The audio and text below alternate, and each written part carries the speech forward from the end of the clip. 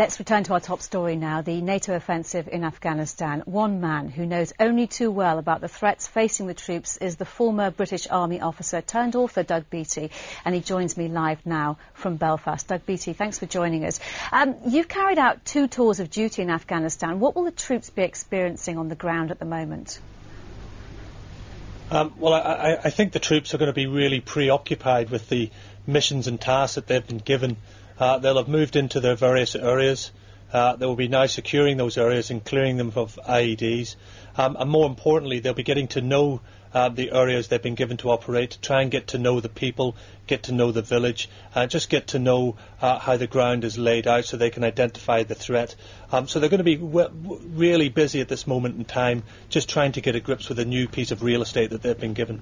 Indeed, and you talk about getting to know the civilians, the locals. How much of an impact on the confidence of the locals are these civilian deaths that we've had reported today? Oh, it's massive, really massive. If you look at this operation, and it was stated at the very start, this was not an operation to destroy the Taliban. This is an operation for the people and about the people. So therefore, the accidental killing of 12 is a terrible blow. And there will be 12 people from the same family, from the same village, from the same tribe. And it was probably an unnecessary accident, however, but we really need to move on from that. We need to go in and show the people that we can fix the problems that we've created here.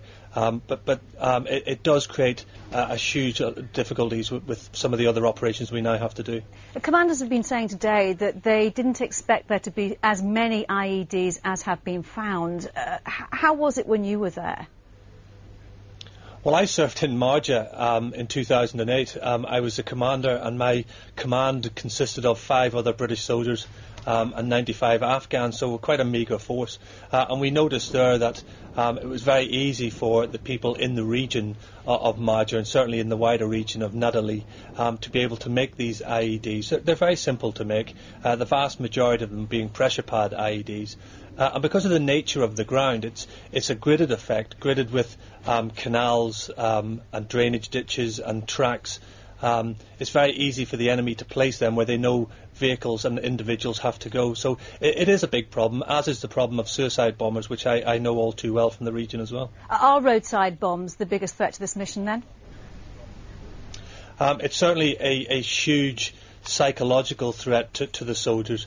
Every step you take, you're doing that in the conscious effort that there may be an IED laid ready to catch you out. So it does have a psychological effect on the soldiers, and it does impinge our movement at every turn. So it is by far one of the biggest threats that we have, and it will affect exactly what we're trying to achieve in this whole area.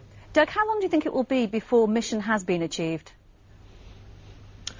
Well, that's really difficult to answer, and this is where I think we still haven't really got to the crux of the whole thing. I think in the short to medium term, this is going to be a very successful operation. I think we will win over the people very, very easily. We will bring reconstruction, we'll bring development, we'll bring economic reform in the area. But I think the problem is long term, when we hand the place back to the Afghan National Police to look after, and we all know how corrupt they are.